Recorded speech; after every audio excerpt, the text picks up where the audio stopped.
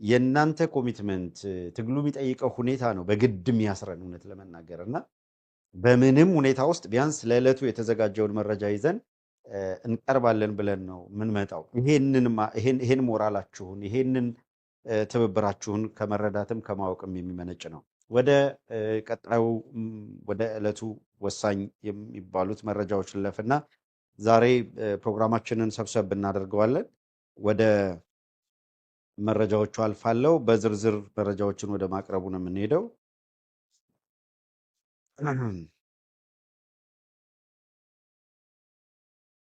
እሺ ምን ጀምረው ከጋምቤላ አካባቢ ከተፈጠሩ ሁኔታዎች ይሆናል ኦቨርቪው መጀመሪያ ለመስጠት ያክል አጭሩ በጋምቤላ በዛሬው ዕለት በዋና ከተማው እንግዲህ ምንድነው የክልሉ አስተዳደር ወይም ገዛዝ አለበት በሚባለው ዋና ከተማ ሙሉ በሙሉ መንገድ ዝግ ነበር ባንክ ዝግ ነበር ንግድ ቤቶች ዝግ ነበሩ ጋምቤላ ጸጥ ረጭ ብላ ነው ያለችው ለሰዓታት ደግሞ ከባድ የተኩስ ልውውጥ ብቻ ይሰማባት ነበር የጋምቤላ የዛሬ ውሎ ይሄንን ነው የሚመስለው ከባድ የሆነ የተኩስ ልውውጥ የሚሰማበት ህብረተሰቡ በየቤቱ ገብቶ ንግድ ተቋማት በሙሉ ባንኮች ሌሎችም በሙሉ ተቋማት ተዘግተው ሰው ሙሉ ቀን ከቤቱ ሳይወጣ ነው የዋለው የተኩስ ልውውጥ ነበረ በተኩስ ልውውጥ ሂደቱ ደግሞ በክልሉ በጋምቤላ ክልል ውስጥ ከሚገኙ የፖሊስ መምሪያዎች መካከል አንደኛው የፖሊስ ኮሚሽነር በዛሬው ዕለት መገደላቸው ተሰምቷል ከዚያም በተጨማሪ ሌሎች በርከት ያሉ አካላትም በሂደቱ የቆሰሉ አሉ የተገደሉ አሉ ሲቪሊያን ምንም የማያውቁ በተባራሪም የተገደሉ አሉ ይሄ ሁኔታ ለምን እየተፈጠረ ነው የሚለውን ዝም ብሎ አንዳንዱ የሆነ ታጣቂዎች መተው ሚል ዜና ነው የምትሰሙት ከዛ የዘለለ ነገር አትሰሙ ታጣቂዎች መጡ ጉዳት አደረሱ ወይም ታጣቂዎች መጡና ተኩስ ልውውጥ ተደረገ ምናምን እነማን ናቸው ታጣቂዎቹ ለምንድነው ተኩስ ልውውጥ የተደረገው ምናምን ብለህ ስትጠይቅ ነው ከጀርባ ነገሮች ተመዘው የሚመጡልህና ያንዳንዱን ነገር መዳፍ ላይ ሆኖ የሚሰጣው ያን ጊዜ ነው ጋምቤላን በተመለከተ ደጋግመን ነገረናችኋል ጋምቤላን እንደ ክልል መቀጠል የለበትም ብለው ያምናሉ ኦህዴዶች ልክ ቤኒሻንጉልን ሙሉ በሙሉ ለመጠቅለል አዲስ አበባን ለመጠቅለል ድሬዳዋን ለመጠቅለል አፋርን ከፊሉን ለመጠቅለል ከፊሉን ደግሞ ወደ ሌላው ግማሽ ወደ ጅቡቲ ግማሽ ወደ ኤርትራ ይካፈል ብለው የሚያምኑ በአጠቃላይ አፋር ከኢትዮጵያ ጋር ኢትዮጵያዊ ነው በኢትዮጵያዊነቱ አይደራደር የሚባለው አፋር እንዳይኖር ኦልሬዲ ስለወሰኑ ማለት ነው ሶማሌ ክልል እንደምታውቁት ነው ሰንደቅ ዓላማ ሁሉ ተቀይሮ የክልሉ ባለ ይሄ በአምስት ኮከብ የሚባለው የዚያድ ባሬ የግዛት ማስፋፋት ላይ ይዞት የመጣው አጀንዳ አንዱ እሱ ነበር እንደምታስታውሱትና እሱ ነው አሁን አደባባይ ላይ መጥቶ ያለው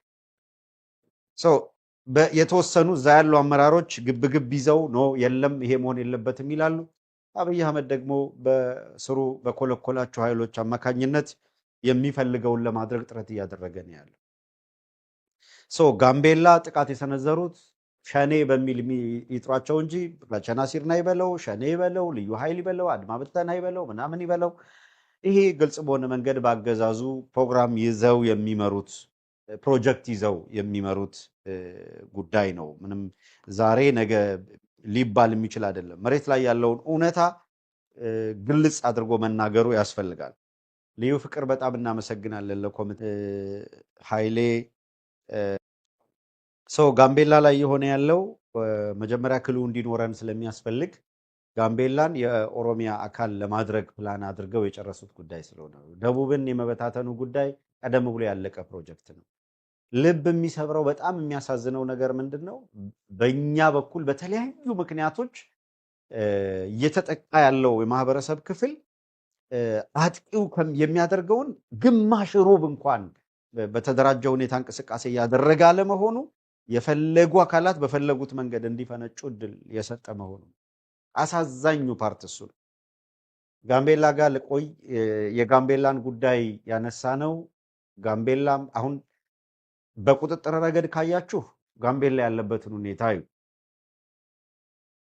ከዛ ቤኒሻንጉል ያለበትን ሁኔታ እዩ 2 ሳምንት 3 ሳምንት ቢሆን ነው ቤኒሻንጉል ላይ ደንበኛ ታጣቂዎች ገብተው ከፍተኛ ውጊያ የተደረገው እኔ አልቆጣጠረውም ነው የሚለው አብይ አህመድ። ሰራዊት እልካለሁና እዋጋለሁ ነው የሚለው። ስቲል እመራዋለሁ በሚላቸው ቀጠናዎች ትግራይን እየተቆጣጠረ አይደለም። እንደምታውቁት አማራን እየተቆጣጠረ አይደለም።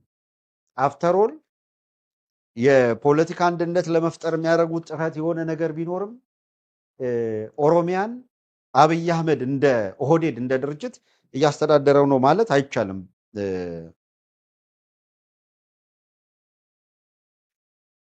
ሰው የጋምቤላ ጉዳይ የምታዩት ነው። ትግራይ ከቁጥጥር ውጭ ነው። አማራን እየተቆጣጠረ አይደለም። ኦሮሚያን ኢቭን ብለናል። ፕላን አላቸው። ሌላውን በፍጹም ቀውስ ውስጥ መክተት፣ ማደህየት እና ጦርነት ውስጥ እንዲቆይ ማድረግ ን በዚህ ሂደት ውስጥ በተዳከመች ኢትዮጵያ ፈጥረው ያንን መጠቅለል የቀሪውን እነሱ አምቢሸስ ሊያቀዱትን እንፈጽማለን የሚል እንቅስቃሴ አለ። በዛም ብዙ ርቀት ሊወስዳቸው የሚችል ባይሆንም እንኳን መገንባት ምንድነው መገንባት ነው እንጂ ደቦ የሚያስፈልገው ነው አይደለም የሚለው ዘፋኙ።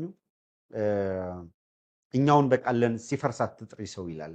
ለመገንባት ነው ደቦ የሚያስፈልገው፣ ለመገንባት ነው ትልቅ አቅም የሚጠይቀው። ማፍረስ ማተር ኦፍ ታይም ማለት ምን ሚኒት ነው የሚሆነው ማለት ነው። በጣም በቀላሉ ስንት ዓመት የተገነባ የሆነ ጊዜ ይፈርሳል እና ማፍረስ ቀላል ነው። ከባዱ መገንባት ነው እና በመገንባት ሂደት ውስጥ ነው ትልቁ ኃላፊነት። ይሄንን በረጅም ጊዜና ሁኔታ ውስጥ የተገነባች አገር ዝም ብሎ በ5 በ6 ዓመት የኦህዴድ ስብስብ አሁን በፈረሰችው ልክ እንኳን አፈራርሷት ማየት የሚገርም ነው። ምንም የለም። መፍረስ ማለት ምን ማለት ነው? በሰው ሊናስ መሬቱ ቁርስ እያለ መሄድ እኮ ማለት አይደለም መፍረሱ ማለት። ሶሻል ኢንቴግሪቲው ተበጣጥሶ ሰው በሰላም ወጥቶ በሰላም መግባት የማይችልበት ሁኔታ ተፈጥሯል። አንዱ ክልል ወደ ሌላው ክልል መሄድ አይቻልም። እያንዳንዱ ክልል የየራሱን ጸጥታ መጠበቅ ማስጠበቅ ወዘተረፈ አይችልም። እንኳን ከጋምቤላ ተነስተህ አዲስ አበባ፣ ከጋምቤላ ተነስተህ ባህር ዳር ወይም አዋሳ ልትሄድ እዛው ጋምቤላ ከተማ ውስጥ መኖር በሰላም መኖር የማትችልበት ሁኔታ ተፈጥሮ በርህን ዘግተህ ካሁን ካሁን ተመታው እያልክ በተባራሪ ጥይት የምትነደፈው መሀል ከተማ ላይ ነው። ጎበዝ እንዴት እንደሚያሳዝኑ ነገሮች፣ እንዴት በከፋ ነገር እየሄዱ እንደሆነ መሀል ከተማ ላይ ነው እንዲህ ያለ ቀውስ እየተፈጠረ ያለ። አዲስ አበባ ላይ እንደምታውቁት ነው በሰላም ወጥቶ መግባት አይቻልም። በሰላም ወጥቶ መግባት አየር ላይ ካድሬ ነው የሚያወራው። ሰላም አጣው ችግር ተፈጠረ ስትለው አብይ አህመድ ምንድን ነው የሚሰጠው መልስ? በነገራችን ላይ ችግር ተፈጠረ፣ ሰላም ጠፋ፣ ይህን ያህል ሰው ተገደለ የሚል ነገር ስታነሱ የሚሰጠው መልስ ሁሉም ነገር ማይንዳችሁ ላይ ነው ያለው፣ ስለማታስቡ ነው ይል። እናንተ ቀውሱን ብቻ ስለምታዩ ነው። ይሄንን ነው መልስ የሚመልስልህ። ፕራክቲካሊ መሬት ላይ የሚገል ሰራዊት መጥቶ በየቤቱ እያደነ እየገደለ እሱ ማይንድ ውስጥ ያስቀመጥከው ነገር ነው እንጂ ማይንድህን በቃ ስለ ሰላም ብቻ ብትነግረው ሰላም ይሆናል ይላል። ማይንድ ላይ ሳይሆን መሬት ላይ ያለውን ነገር ንገረን ነው። ማይንድ ላይ ያሉ ሁኔታዎችን አስቦ እንዴት መለወጥ ይቻላል ብሎ የማሰብ ብቃት ነው። እሱ ሁሉም ሰው እንግዲህ እንደየጸጋው እንደየስጦታው ነው። ከስሜት ከቁጣ ከምናምን ካላስፈላጊ ነገር በረድ ብሎ ሰከን ብሎ ማሰብ፣ ከዛ በኋላ የትኛው ያሻግራል ብሎ መወጠን ማሰብና አሻጋሪ የተሻለ ሀሳብ ይዞ መምጣት፣ ይሄ ለተወሰኑት የሚታደሉት ነው። እውነት ለመናገር በቃ መታደልም ነው። የተሻለ ሀሳብ ይዞ መምጣት። የተሻለ ነገር ይዘው አይደለም እኮ የሚመጡት፣ የተሰራውን እያፈረሱ ነው ያሉት። የተሻለ ነገር ይዘው አይደለም የሚመጡት። ችግር ገጠመን ሲባል የሌለ ችግር ነው ብለው ችግሩን ልትረሳው እኮ አትችልም። እንዴት በእጅህ በረዶ ወይም አንድ የእሳት አለወሎ ተጨብጠ እንዳልያዝከው ርሳው የሚባል ነገር አለ ወይ? እጅህ ላይ እስካለ ድረስ ማለት ምን ማለት ነው? የእሳት አለወሎ ብትጨብጠው እንኳን እንዳያቃጥልህ ማድረግ የሚቻልበት ሁኔታ ምንድን ነው ብሎ ማሰላሰል ሌላ ነገር ነው። ከዚያ በኋላ ሰው የእሳት አለወሎ ይዞ ግን እጁ እንዳይቃጠል ማድረግ ይቻላል። ያንን መፍጠር ነው አዲስ ነገር፣ ኢኖቬሽን ነው እሱ። ግን ፕራክቲካሊ የእሳት አለወሎ በጭጅስት በመዳፉ ያዘን ሰውዬ ያቃጥለኛል ብለህ ስላሰብክ ነው እንጂ አያቃጥልም እያልክ መልስ መስጠት ማለት ምን የዚህ የክፍለ ዘመኑ እኮ ድንቁርና ነው። ለንግግር ለወሬም የሚበቃም አይደለም በእውነቱ እንደዚህ ያለ ውዳቂ ሀሳብ።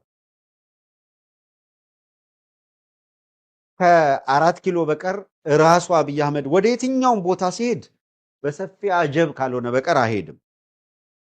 በአንድ በኩል ከምዕራባውያን የሚመጣ የኢትዮጵያን ነባር ባህል ወግና ስርዓት የመለወጥ ፍላጎት ነባር ነው። አሁን እንደ አዲስ በደንብ ሊዘምቱበት ፈልገው እየሄዱበት ነው። ነባር ፍላጎት አለ፣ የምታውቁት ነባር ፍላጎት። ያ ነባር ፍላጎት ግን እንደ አዲስ አሁን ምቹ ሁኔታ ተፈጥሯል ተብሎ ነው እየተዘመተ ያለው። በሃይማኖታዊም ባህላዊውም ሁሉንም ስርዓት የመቀየር የማጥን ዳትስ ዋይ ነባር የአገሪቷን ሃይማኖት በለቅሶ ላይ ነው። ከሶስት አራት ቀን በፊት ነው የሀገረ ስብከት ስራ አስኪያጅ የተገደሉት። አሁን ኮሚሽነር ተገደለ። ጉዳይ አይደለም አብይ አህመድ። የአብይ አህመድ ካድሬዎችን ተመልከቱ። የአንድ ሀገረ ስብከት ስራ አስኪያጅ፣ የአንድ ሀገረ ስብከት መሪ ተገደሉ። ጋምቤላ ውስጥ ኮሚሽነር ተገደለ ሲባል እሱ ለነሱ ዜና አይደለም። የህንድ ጠቅላይ ሚኒስትር ሊጎበኝ መጥቶ ከአብይ ጋር ፎቶ ተነሳ ይላል። ካድሬ ይሄ ነው። እልቂት አይታየው። እንዴት ኢትዮጵያን የምታክል ትልቅ ሀገር እንዲህ መንግስት አልባ ሆነች የሚል ጥያቄ አያነሳም። ካድሬ ሚሊሻ ኮልኩለው ክላሽ ሰብስበው እንደ ችቦ ጨፈቃ አድርገው የገዛ ሚሊሻዎቻቸውን የተማረከ ፋኖ እያሉ ቪዲዮና ፎቶ ማሳየትን ለራሳቸው ይሄ ለጊዜው ፍላጎት ለጊዜው የፕሮፓጋንዳ እርካታ ይጠቀሙበታል። ተጨባጭ ነገር አለ ወይ ስትሉ የለም። ልክ አብይ እንደሚለው ፕራክቲካሊ ህዝቡ እርቦናል ብላችሁ ስላሰባችሁ ነው እንጂ አራባችሁም ይላል።